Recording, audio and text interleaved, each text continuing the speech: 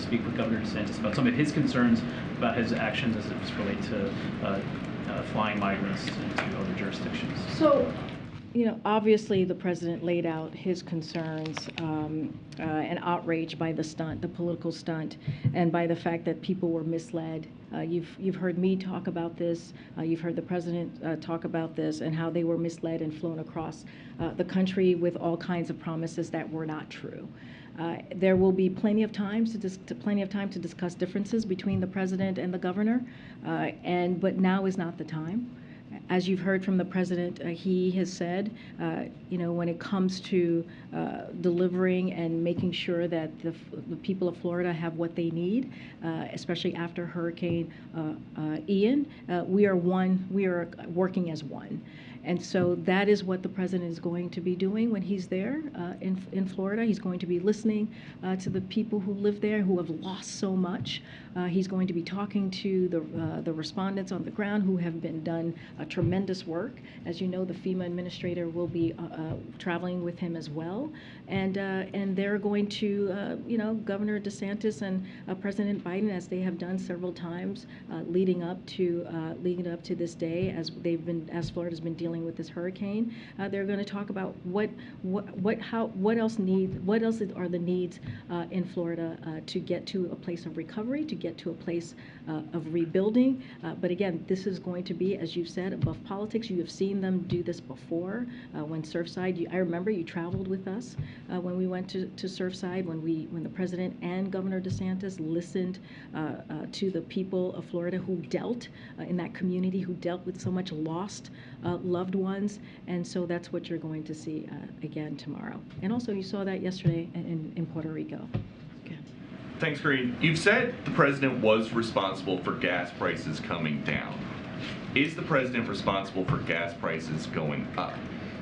So it's a lot more nuance than that, right?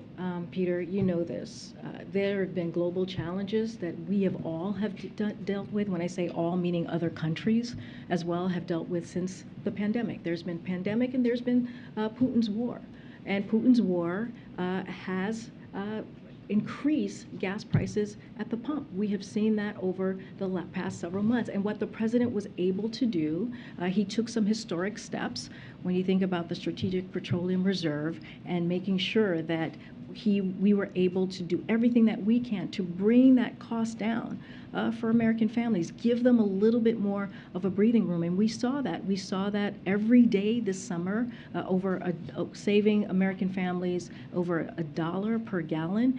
And so that is what the president's going to continue to stay focused on, our American consumers. How do we continue to keep prices down? That's why we did the Inflation Reduction Act. That's why we talk about the CHIPS Act. All of these things are going to help Americans here in this country. And there are consumers now in California paying $6.41 a gallon for gas, Nevada $5.51, Oregon $5.46. Who can afford that? And we understand that. That's why the president worked so hard the past several months to make sure that he did everything we can to bring gas prices down. We have seen fastest. I know you're pulling out a couple of areas across the country, and I get that, and we understand that there's more work to do. We have never said we were done here. We have always been very clear that there is more work to do, but we have seen, the reality is we have seen the fastest decline in gasoline prices in over a decade. That's because of what this president has done.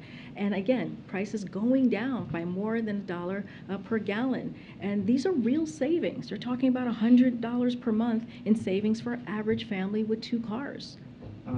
When the president went to Saudi Arabia, he said, "I'm doing all I can to increase the supply for the United States of America, which I expect to happen." What happened? So I want to be very clear, and we have said that, his trip to the Middle East was not about oil. It was about America's position in the Middle East and consultation with 12 leaders from across the region on a range of issues similar to his summits in Asia or the Americas, and later this year with African leaders. The president's trip was crucial, it was critical to U.S. national security, a more peaceful, integrated region, and for global security. And there were plenty of examples that we laid out to all of you as to why this trip was so important. But aside from that, the president took action. As I just mentioned, he took action these past several months, and every day in this summer, you saw prices take down at the pump. But we didn't just stop there. We saw legislative actions, historic actions that the president took to make sure that we're continuing to create jobs in America. We're continuing to lower prices. So there are multiple actions that this president has taken. Thank you. Can I follow up on Iran? Does the decision by the CIA director, Mr. Bill Burns, to speak out in support of the demonstrators in Iran was coordinated by the White House? Because as you know, Karine, the CIA directors do not speak often. So is this a direct message to the Iranian regime that the U.S. will help the demonstrators? Can you say that first part about the CIA? I didn't hear that part. So Bill Burns gave an interview yesterday, Okay. and he talked in support of the Iranian demonstrators. But was this coordinated by the White House? Because for him to speak, that has weight. So is this a direct message? But we have been very clear. The president's voice also has weight, right? The president has spoken about his concerns about the intensity of the violent crackdown on peaceful protesters in Iran, again, who are demanding, as you know, their equal rights and basic human dignity. He spoke out about that during the UN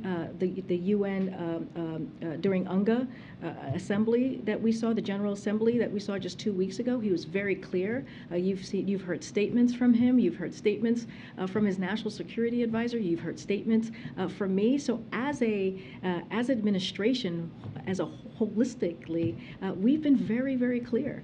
And the president has taken actions. We're making it easier for Iranians to access the internet, including through facilitating greater access to secure outside platforms and services. And we're holding Iranian officials accountable. And so you've seen us take actions through the U.S. Treasury and do our part in making sure that we are supporting the Iranian people. But my point here that I'm trying to articulate is because he's the head of the CIA. No, I hear your question.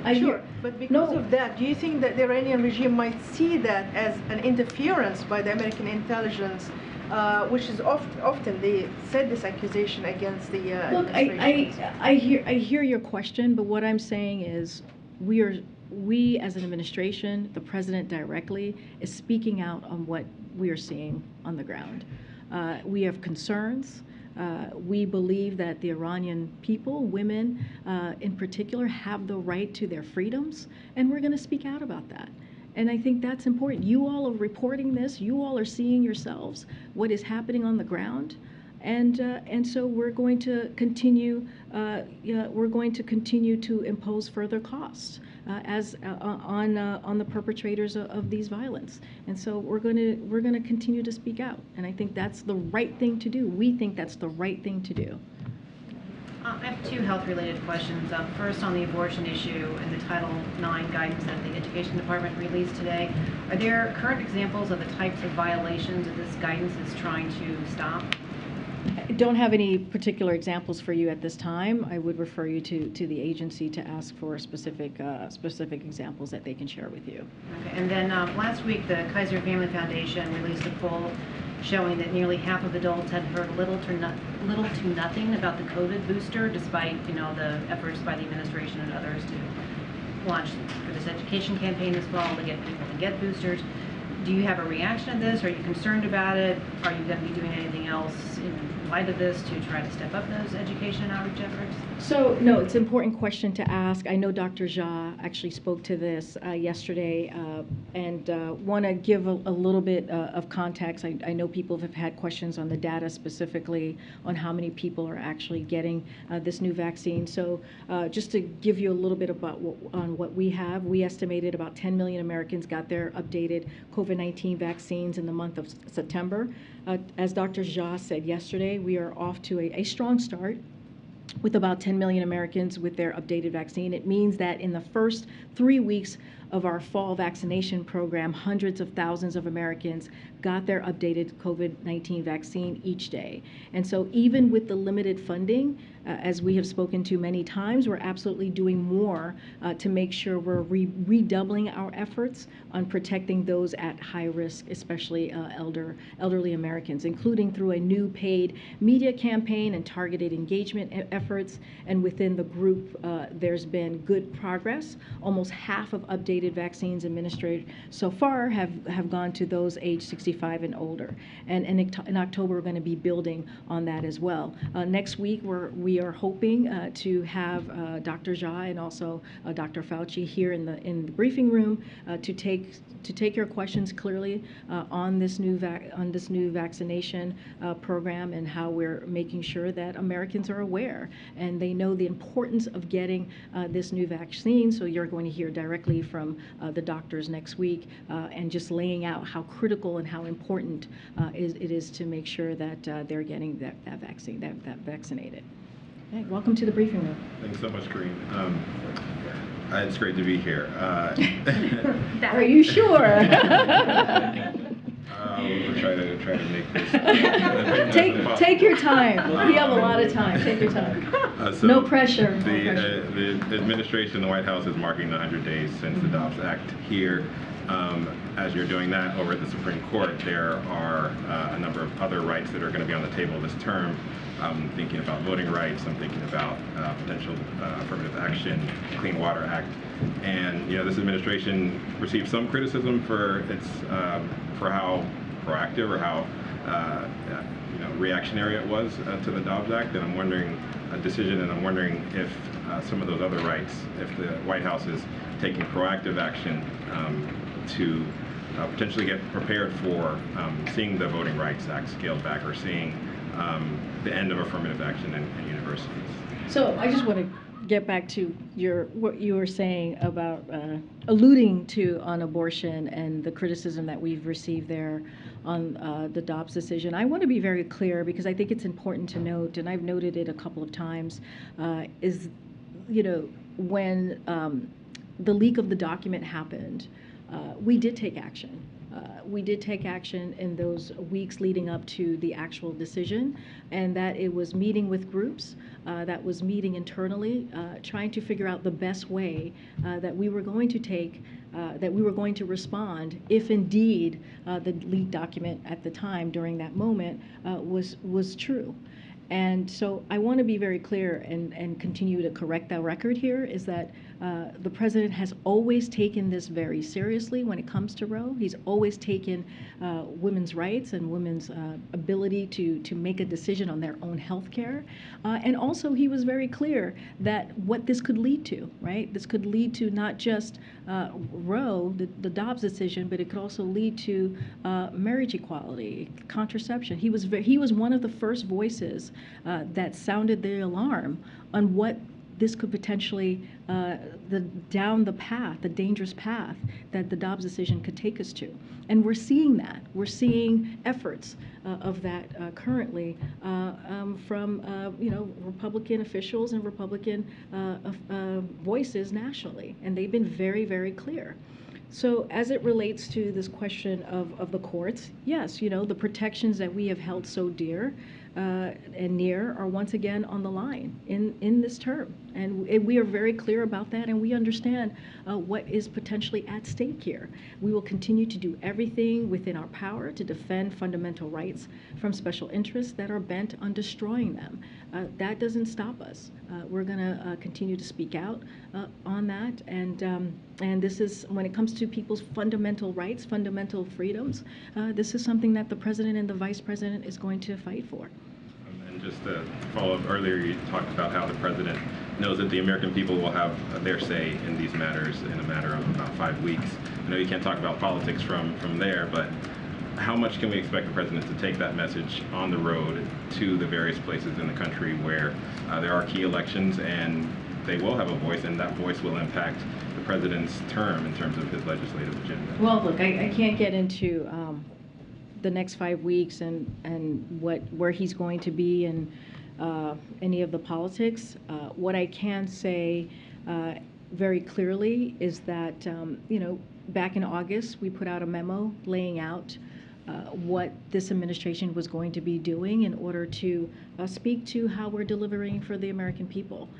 We talked about the Inflation Reduction Act and what that's going to mean for millions of Americans across the country when it comes to health care, when it comes to Medicare, when it comes to energy costs, when it comes to putting one of the most important investment in fighting climate change. We're going to talk about that. We're going to talk about the bipartisan infrastructure legislation. We're going to talk about the CHIPS Act. Just gave an announcement on what Micron is doing, the investment that they are bringing into this country and making sure that we're having a strengthening our supply chain, chip making, which is going to be so important in lowering costs. And so it's not just the president. It's going to be the cabinet secretaries. It's going to be the vice president, and it's going to be congressional members within their districts or senators in their states. And so we laid out that plan on what you were going to see from us. Any specifics on any 2022 specific strategy, I cannot speak to that from here. Thank you. The governor of Puerto Rico yesterday made a very specific ask to extend the 100% disaster funding for 180 days. Is the president considering that? Has he made a decision? Where does that stand, that request? So that request, I would have to check with the team. Don't have anything specifically on the request that the governor made. I remember hearing that. But one of the things that we want to make sure that came out, and what you all saw from the president and the first lady's visit, is that you saw a president that was committed to making sure that the people in Puerto Rico are not forgotten. That our brothers and sisters in Puerto Rico got the need and the help that they needed to rebuild and to make sure that they were not forgotten. And so that's the takeaway that I would provide to you. The president made a commitment. He made a promise that we will get them back on their feet, and we will be there for the long term. And that's why he made the announcement, if you all remember, on the Puerto Rico grid modernization team, which is going to be coming out of the Department of Energy, which is going to support Puerto Rico in rebuilding its electricity grid so that it is more resilient and secure. The secretary will work closely with the governor to help address challenges and rebuild the necessary infrastructure, allowing the island to better withstand increasingly stronger storms and natural disaster. The team will work with other agencies, including FEMA, HUD, and Commerce, to coordinate resources from across the federal government and ensure funding is used in an expeditious and strategic manner to best serve the grid and the people of Puerto Rico. And that is going to be our commitment to the people of the island. Just one quick thing. The president yesterday in Puerto Rico, in addition to getting the briefing, did give public remarks with the governor and others near him. Is he going to be giving like a public speech in Florida as well? And will Governor DeSantis be with him for that, or just for the briefing? So we know that the governor has a busy schedule as he is dealing with the aftermath of a catastrophic storm, as we also saw for ourselves, and many of you have been reporting on it. So I can't speak specifically to where he's going to be at every step of the day. We will have more to share on what the president and the first lady are going to be doing tomorrow. Okay, Sebastian. Thank you. Do you have anything on the Russians say that they detained, well, actually imprisoned somebody called Robert Gilman, who apparently attacked a police officer over there? He sentenced to 4+ years in prison in Russia. Is this on your radar? Is it seen as another problematic case, or just a regular? Would have to check with the team. Don't have anything at this time to share on that particular individual. Okay. And very quick one. Did the president tell Al Sharpton he's running? That clearly? You love asking me, Sebastian. You love asking me about 2024. Well, did he tell? Did he say? Look, did he say, hey, Al, I'm running? Here's what I will say. You just want a clear answer. You know, everyone's. I know you want a clear answer. I know, but he's. If Al Sharpton says it, it's look, it's so funny. You always ask me about 2024. So here's what I can say, and the president has said this himself. He intends to run in 2024. As you know, I cannot weigh in on elections. I cannot speak to elections from here. We do truly follow and try to follow the Hatch Act here, but I will just reiterate what the president has said many times, what I have said many times, is that the president intends to run. Karine, thank you. The Strategic Petroleum Reserve, the runoff or release of 1 million barrels a day ends at the end of this month. Is there any conversations about releasing more oil from the Strategic Petroleum Reserve? How's the president going to keep the supply up? So we're not considering new releases from the Strategic Petroleum Reserve beyond the 180 million, which is what you're speaking about the 1 million that the president announced months ago. We don't have anything more to share, or we're not going to be considering new releases. Does the president expect gas prices to rise then?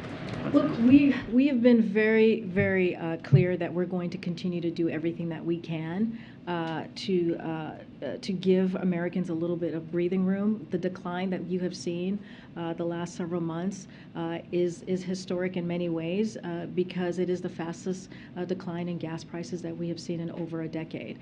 The president's going to continue to do that work, but it's not just gas prices. We've talked about the Inflation Reduction Act and how he's working to make sure we lower cost for Americans, whether healthcare or energy. I just laid out the CHIPS Act and how important that's going to be in lowering costs and also creating jobs right here in America. And so we're going to continue to do that work, but right now we're not considering to be doing anything more with the Strategic Petroleum Reserve. Thank you, Karine. Is the administration worried that Elon Musk is spreading Russian propaganda? Can you be more specific? Well, this weekend he put out this, quote, peace plan that includes giving Russia Crimea and redoing some of these elections, but with the UN watching. So wondering if there's a concern there. So we've been very clear about this, and I just said this earlier in the briefing. Anything about Ukraine, we are not going to talk about Ukraine without Ukraine. It is their decision to make when it comes to any diplomacy or negotiations in that regard. And so I leave that to the Ukrainian people. But look, we're going to make sure that we're going to be there for the Ukrainians as they fight for their own for their sovereignty, and that decision about their sovereignty, about their freedom, about their democracy will be made with them. Sort of slightly different question, but are there concerns about Elon Musk acquiring Twitter? Any concerns about Elon Musk acquiring Twitter? I have not. Have there been something new on that? Yeah, it's just today. So we have been very clear on not commenting on any specifics potential transaction from here. So I'll leave it to that. Thanks, Karine. The administration has said Americans would be able to apply for student loan forgiveness beginning early this month. Is the process being held up at all because of the lawsuits that have been brought? Don't have anything more on that. I think you'll hear more from us, from the Department of Education on that piece, on that implementation process. I think I've laid it out a couple of times here. They sent out some emails last week. But as it relates to the legal pieces, the lawsuits that you're seeing across the country, it's a shame. It's a shame that you have Republicans out there, Republican groups, Republican states that are trying to stop Americans from getting a little bit of a breathing room, a little bit of break. We're talking about 40 million Americans that could benefit from getting student loan relief, and it is shameful that they are siding with the special interests. It's shameful that they're not siding with the American people on this. And let's not forget, 90% of borrowers who are going to be receiving that relief will be making under $75,000. So this is a commitment that the president has made. He made it during his campaign, and this is one of the ways that the president is going to continue to work for the American people, trying to find ways to give them a little bit of a break. And let's not forget, the pause is going to lift in December, so people are going to be paying back their loans. And while we're going through that process, he wanted to make sure that folks who were really affected especially by the pandemic, also got that we didn't forget them and give them a little bit of a break as well. Thank you. A couple quick ones. Last week I asked about Navy Lieutenant Bridge Alconis. I didn't know if you had an update on his case. Oh, I do not have an update for you on that. I apologize. You did ask me about that. And then I wanted to ask, the president recently praised a group of Coast Guard rescue swimmers. One of them reportedly faces termination because he isn't vaccinated.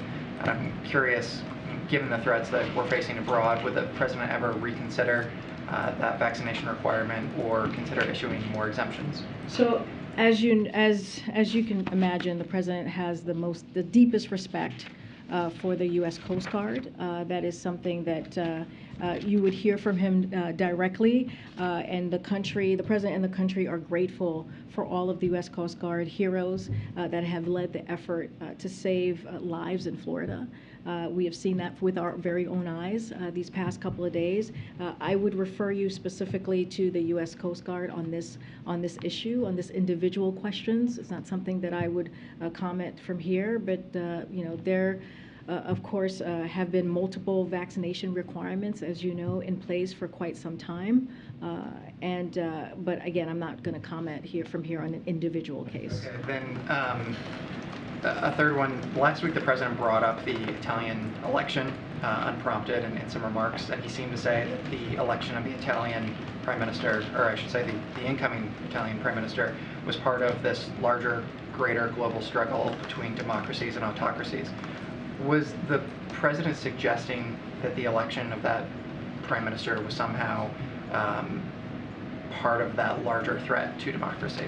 So look, as we have said, and I have said this before, we respect the democratic choice of the Italian people. We have said that, and it's something that we will continue to say. And the United States stands ready and eager to work with the new government that emerges from the electoral process, and to continue to work together as allies to advance our many shared goals and interests, mutual interests, as you know. But I don't have anything further on his comments. I will say, the president views, just in general, more broadly, the rise of the far right as well known, and that is something he's been very clear about. But I wouldn't have anything to add on what he said. Thank you, Karine. Thanks, Karine. Thanks. I was calling. Okay. Yeah. Thank you. One more on Ukraine. Today, India's Prime Minister Modi had a call with Ukrainian President Zelensky, during which he said about there's no military solution to this problem, and they talked about peace and diplomacy. I just wanted to check with you, is there any coordination between India and US on the Ukraine and Russian crisis? Has President spoken to Prime Minister Modi on this? So don't have any anything to read out on any recent conversation with Prime Minister Modi. But his public comments directly to Putin are very clear. Now is not the time for war. And it's not the time. He was even more specific to that. He said his war, Putin's war. He was alluding to.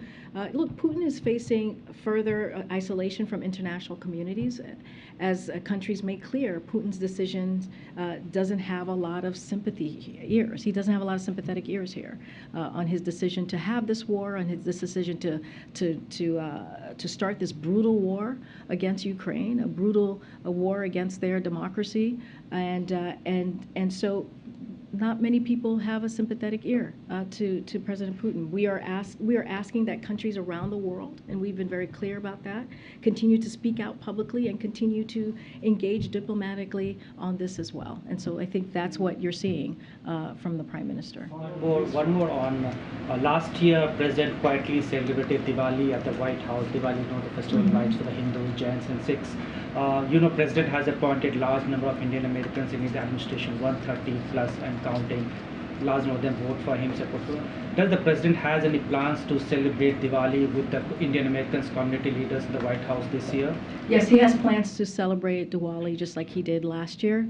We don't have a date to share with you at this time, but it is an event that he thinks it's very important as he sees a partnership with India as well as Indian Americans here in this country. Thank you. Yeah, and Oh, then thank you. On abortion, it's been 100 days since Dobbs. It's been more since the draft leaked. Isn't it fair to say that if the administration saw any significant benefit in an emergency declaration, that it would have happened already? Look, the administration has taken bold actions for the past several months since the Dobbs decision back in June. And they have made a priority to make sure that we protect women's health the best way that we can from the federal government. They've made that commitment. You've heard from Jen Klein many times here at the podium. She's been at the podium twice, the General Policy Council Director, on the actions that we have taken and how we're going to continue to make sure that we keep that front of mind, making sure that we do not forget the women who are whose lives are now at risk because of the Dobbs decision. So look, at the same time, the president has been clear that the only way to really protect women's health is to codify Roe. And so that is something that you're going to hear from this president today. You're going to hear from the vice president as well. And the vice president has led on this effort. She has met with, I would probably argue, hundreds of local officials and has spoken to this across the country and made the voice of the administration very clear on this. So look, we've been very clear. It's limited on what we can do at the federal level. The president has been clear on this. But the way that we get to a solution here, that we make sure that these difficult decisions that women have to make, the potential of contraception being on the chopping block, and privacy and being at risk, and marriage equality being also at risk, as we are seeing from Republican officials and what they're saying and what they're alluding to that they will do next. We have SCOTUS that's back, as somebody was asking me, the actions that they can potentially take. We believe in protecting the fundamental rights and freedoms of Americans, and we're going to do everything that we can to make that happen. And real quick on gas prices, you alluded to some of the steps that were taken to drive gas prices down. Now that they're going back up, is the White House confident that it has the policy tools remaining to drive those prices back down, or are all the good options essentially exhausted at this point? So look, again, we're going to do everything that we can here in the administration to lower costs for Americans. That is going to continue to be a #1 priority, especially as we look at the president's economic plan. We're continuing to release oil from Strategic Petroleum Reserve through November. That has not stopped. That continues.